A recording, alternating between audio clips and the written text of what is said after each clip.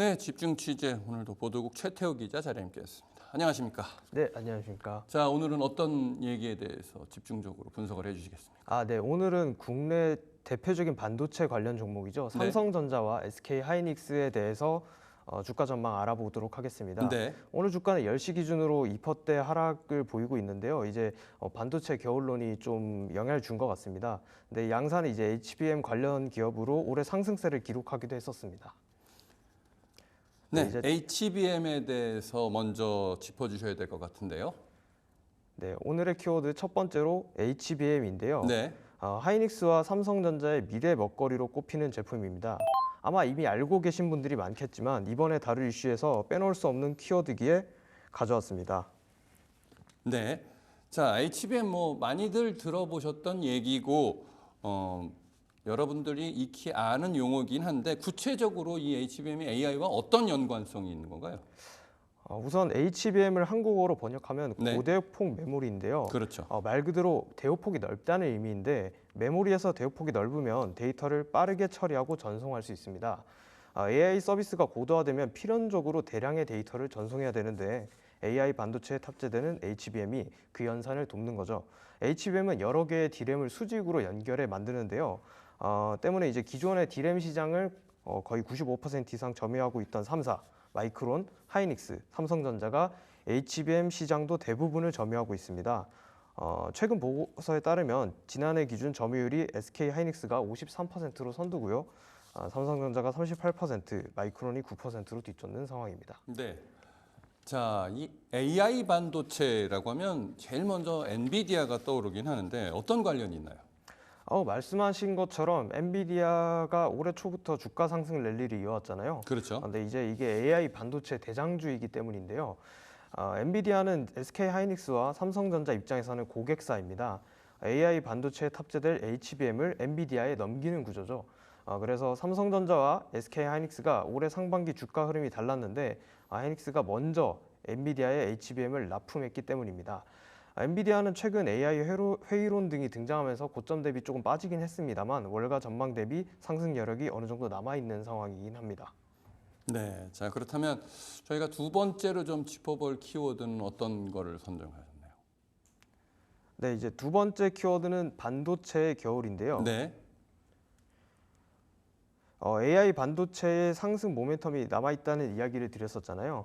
사실 최근 외국계 투자은행인 모건 스탠리를 중심으로 반도체 시장에 부정적인 전망도 제기됐습니다. 네. 특히 앞서 언급한 HBM 수요에 부정적인 관측을 내놓아 반도체 겨울이 오는 거 아니냐라는 우려도 나오고 있습니다. 네, 모건 스탠리가 관련 보고서를 제출했다. 어떤 내용인가요? 이제 지난 15일이죠. 우리나라 시간으로 따지면 시장이 열리지 않았던 추석 연휴 기간이었는데요. 네. 당시 보고서가 두 건이었는데 제목에 윈터, 즉 겨울이라는 표현이 모두 들어갔습니다. SK 하이닉스에는 겨울이 다가온다라는 보고서를 냈고요. 삼성전자와 마이크론에 대해서도 겨울은 항상 마지막에 온는다는 보고서를 냈습니다. 관련 보고서를 간략히 요약해드리면요. D램 수요가 올해 말을 고점으로 감소한다고 언급했고요. 특히 HBM 공급이 2,500기가비트에 도달, 수요 예측치인 1,500기가비트를 상회할 거로 전망했습니다.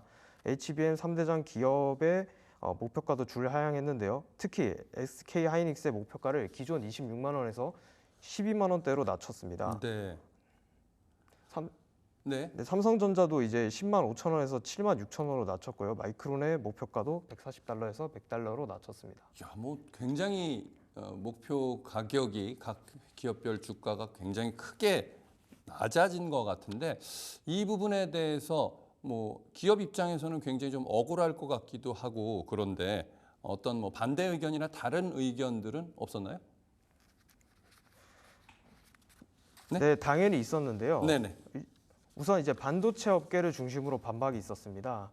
반도체 시장 분석 업체 트렌드포스는 해당 전망이 지나치게 비관적이라는 입장을 내놓았는데요. 네. 전체 D램 시장에 대해서 HBM이 차지하는 비중도 늘어날 걸로 전망했고요.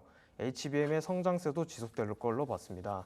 구체적으로 보면요, 내년에 전체 D램 시장에서 HBM의 비중이 30%까지 늘어날 걸로 분석했는데요. 네. 이게 어느 정도 수준이냐면 이제 지난해 HBM이 전체 D램 시장에서 차지하는 비중이 8%였습니다. 네. 그러면 이제 거의 4배 가까이로 늘어난 걸로 본 건데요. 특히 2027년까지 HBM 시장이 연평균 82% 성장할 걸로 봤습니다.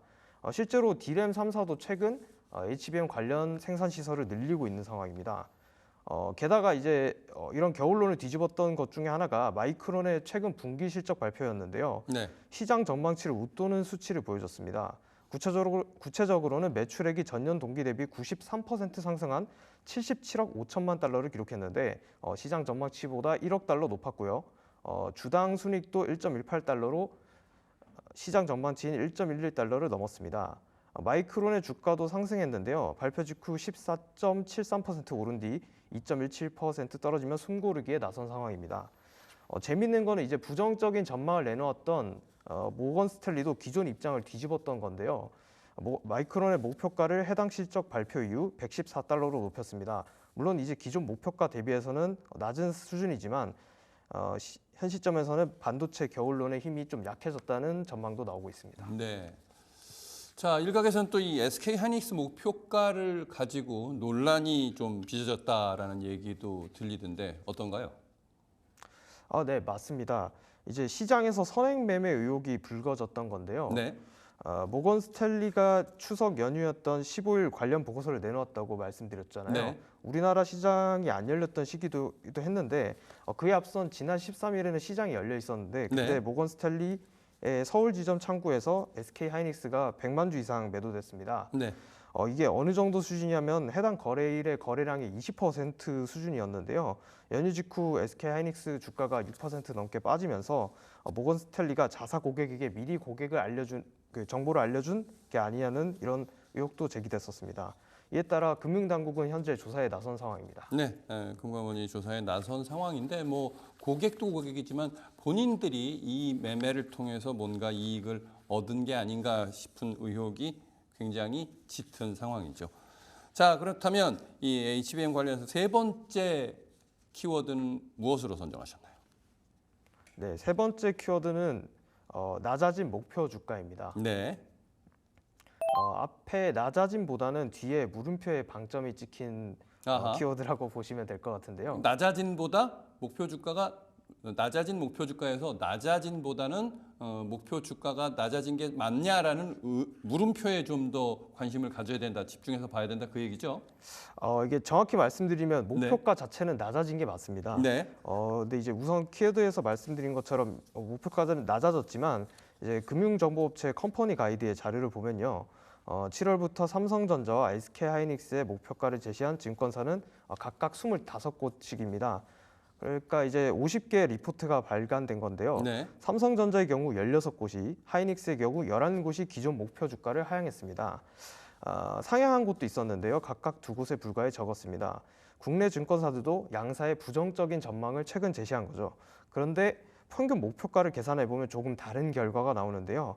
우선 삼성전자의 목표가를 보면은 96,560원으로 전일 종가 대비해서 상승 여력이 55%가 넘고요. 네, SK하이닉스의 평균 목표가도 257,880원으로 상승 여력이 40%를 넘는 상황입니다. 네, 네, 특히 보고서 내용을 보면은 목표가를 우리는 낮추긴 하지만 지금 주가가 좀 많이 저렴하다. 그다음에 주가 레벨은 좀 여전히 매력적이다. 네, 목표가 하향에도 매수보다는 매수를 고려할 시기라는 표현들이 사용했는데요. HBM 관련해서는 상승세를 기록했던 마이크론에 대비해 갖고 있던 우위도 한동안 지속될 것이다라는 긍정적인 전망을 내놓았습니다. 네. 고대역폭 메모리 HBM과 관련해서 삼성전자와 SK하이닉스의 주가 아직까지는 충분히 저평가되어 있는 상황이니까 매력적인 가격이다라고 정리를 해보면 될 것 같습니다. 보도국의 최태우 기자와 함께 자세히 짚어봤습니다. 수고했습니다.